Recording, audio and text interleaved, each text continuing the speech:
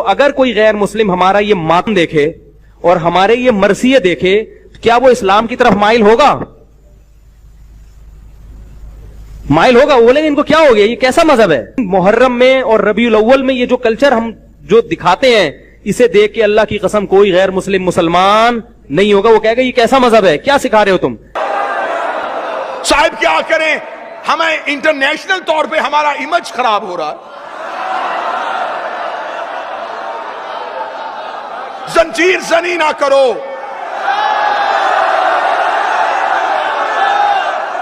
کما زنی نہ کرو۔ لوگ ہمیں مذاق کرتے ہیں تو جب خانہ کعبہ بھی جاتے ہو طواف کیا کرو، پتھر کیوں مار کے آئے ہو؟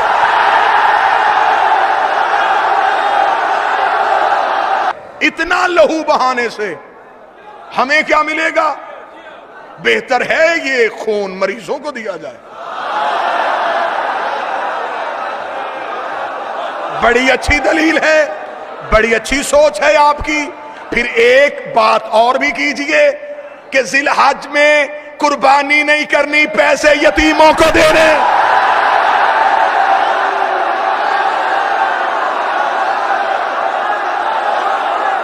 ابراہیم کے دنوں میں کبھی بکرے، کبھی چھترے، کبھی اونٹ۔ ابراہیم اور حسین میں تجھے فرق سمجھ نہیں آیا؟ جسے جانوروں کے خون کی سلامی دی جائے اسے ابراہیم کہتے ہیں، جسے انسانوں کے لہو کی سلامی دی۔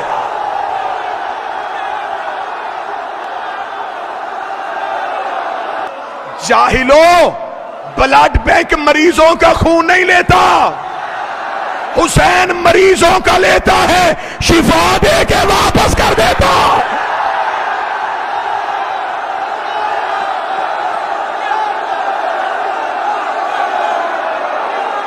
حسین کے سامنے جسے بھی لے کے آؤ گے دھجیاں اڑ جائیں گے اس کی۔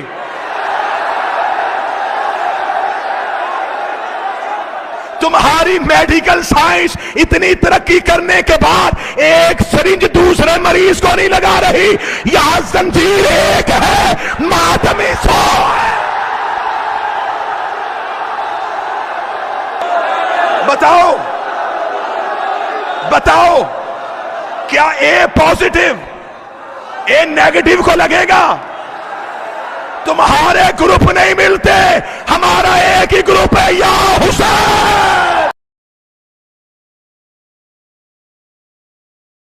پیغمبر علیہ السلام کی زندگی میں بھی اہل بیت اور صحابہ کے یارانے رہے ہیں، کسی ایک موقع پر انکار نہیں ہے۔ آؤ میں ایک جملہ کہتا ہوں، سیدنا علی المرتضی رضی اللہ عنہ کو جو چوتھی اور چہیتی بیٹی اللہ کے رسول کی ملی ہے، حضرت فاطمہ، ان کی 3 بہنیں پہلے بھی تو ہیں، یار ان کا ذکر کیوں نہیں کرتے؟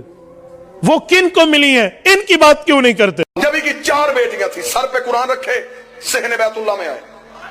مجھے بتاؤ، نبی کی 4 بیٹیاں ہم ماننے کے لیے تیار ہیں؟ ہم بڑے اعلیٰ ظرف لوگ ہیں، ہم لڑائی جھگڑے کے لیے تیار نہیں، چلو میرے ساتھ علمی بحث کرو۔ بتاؤ اگر نبی کی 4 بیٹیاں ہیں، جب نبی کی شادی ہوئی اس وقت نبی کی عمر مبارک کتنی تھی؟ بے شک آپ داد نہ دیجئے گا، آپ میرا پہلا چانس تھا، آپ نے میری سوچ سے بڑھ کے سنا، اب بے شک چپ رہیے گا لیکن گفتگو سمجھے گا ضرور۔ جب نبی کی شادی ہوئی اس وقت مولوی سے پوچھو عمر مبارک کتنی تھی؟ شیعہ سنی تمام نے لکھا 25 سال کی عمر میں نبی کی شادی ہوئی۔ اس وقت سن مبارک، عمر مبارک ہمارے اور آپ کے رسول کی 25 سال تھی۔ اب جنہوں نے 4 بیٹیاں لکھی انہوں نے کہا کہ نبی بنے تھے 40 سال کے بعد۔ پھنس گیا مولوی، پھنس گیا مولوی، بڑا برا پھنس گیا، لکھا بھی خود، مر بھی تو خود گیا۔ 25 سال کی عمر میں شادی، 29 سال کی عمر تک نبی کے ہاں کوئی اولاد نہیں ہوئی۔ یہ شیعوں نے بھی لکھا، سنی سیرت نگاروں نے بھی لکھا۔ پہلا بیٹا ہوا شادی کے 4 سال بعد، عمر مبارک تھی 29 سال۔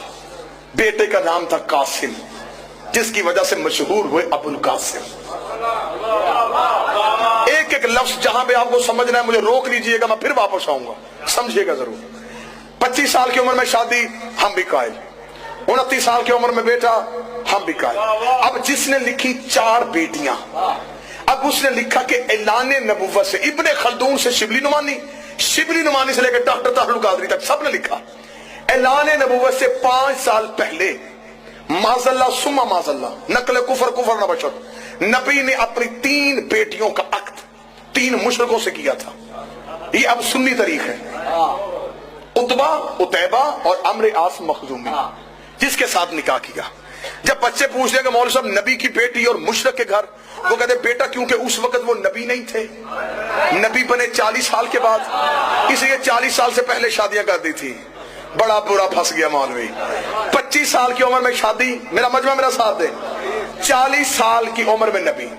इन्होंने कहा ऐलान नबूवत से 5 साल पहले शादियां कर दी थी। 25 और 40 के दरमियान कितने साल बचते हैं? बोलिएगा मेरे साथ, अगर मेहनत हो तो फिर बोलना चाहिए। 15 साल, 4 साल तक औलाद कोई नहीं हुई, 15 में से 4 निकाल दो, 11 साल। 5 साल इन्होंने खुद लिखा 5 साल पहले शादियां कर दी थी, 11 में से 5 निकालो, 6। किस बेगैरत मजहब में कि 6 साल में 3 बेटियां पैदा भी हो गई, जवान भी हो गई, शादियां भी हो गई।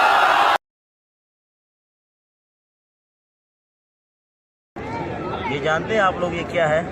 नहीं जानते। नहीं जानते। इसको अच्छी तरह से देख लो आप। ये मिट्टी का ये है, कुछ दिख रहा है? कभी इससे पहले कभी देखे आप लोग? नहीं देखे। पहली बार देखे? नहीं, पहली बार देख रहे हैं। और ये इस पे कुछ लिखा हुआ भी है। आप लोग चाहते हैं कि इसकी हकीकत क्या है बताया जाए? जी देखिए, हकीकत में कुछ लोग हैं, बहुत सारे लोग जो यहाँ आते हैं मक्का और मदीना, बहुत सारे लोगों के हाथों में ये देखा है, हाथों में नहीं देखा बल्कि जब सजदा करते हैं तो सजदे में अपनी पेशानी इसके ऊपर रखते हैं, इसके ऊपर सजदा करते हैं। तो मैंने पूछा लोगों से कि भाई इसके ऊपर सजदा क्यों करते हो?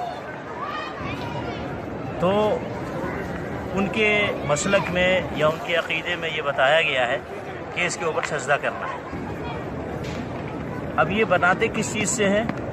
किसी भी आले रसूल सल्लल्लाहु अलैहि वसल्लम खबर से, तुरबत से मिट्टी लेते हैं और ये चीज़ बनाते हैं, और बना करके फिर जब नमाज पढ़ते हैं तो इसके ऊपर सजदा करते हैं। बड़े तहज्जुब और अफसोस की बात है कि वो नबी अलैहिस्सलाम के तरीक़े की मुखालफत करते हैं। नबी अलैहिस्सलाम जब सजदा करते थे तो क्या अपने पेशानी पे के नीचे कुछ रखते थे इस तरह की चीज़ बनाकर? या रसूलुल्लाह सल्लल्लाहु अलैहि वसल्लम के रास्ते और तरीक़े पे चलने वाले सहाबे किराम और पूरे आले रसूल सल्लल्लाहु अलैहि वसल्लम, उसमें अबू बकर, उमर, उस्मान, अली, हसन, हुसैन, आयशा, फातिमा, हफ्सा रज़ियल्लाहु अन्हुम अजमईन, उन लोगों ने नमाज़ें पढ़ी हैं। क्या उन लोगों ने सजदा करने के बाद इस तरह की कोई चीज़ रखी थी अपने पेशानी के नीचे? नहीं रखी थी, क़त्अन नहीं रखा था। तो अब ये रसूलुल्लाह सल्लल्लाहु अलैहि वसल्लम की भी मुखालफत है और आले रसूल सल्लल्लाहु अलैहि वसल्लम की भी मुखालफत है और सहाबे किराम की भी मुखालफत है। खाक पर सजदा, सजदगाह एक ऐसा उन्वान है कि जो कुरान और सुन्नत से साबित है।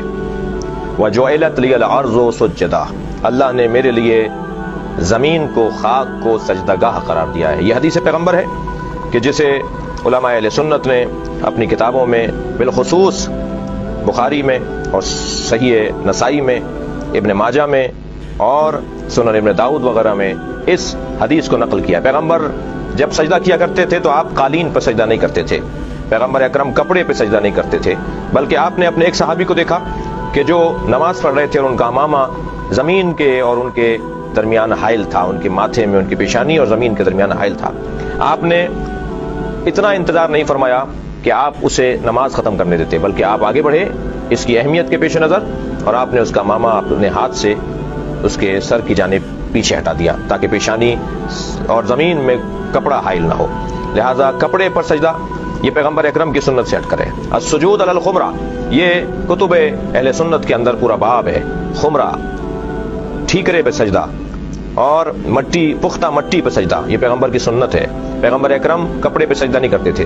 एक शख्स कहने लगा कि आप सजदगाह पर सर रख के सजदा करते हैं। कभी अगर कोई किसी की इबादत कर रहा हो तो उस पर चढ़ता नहीं है, उस पर बैठता नहीं है, उस पर सवार नहीं हो जाता। हम खाने काबा की इबादत नहीं करते, खाने काबा की तरफ रुख करके अल्लाह की इबादत करते हैं। लिहाजा खाने काबा की छत पर खड़े होकर भी अजान कही जाती रही है नबी के ज़माने में भी और बाद अज़ पैगम्बर भी।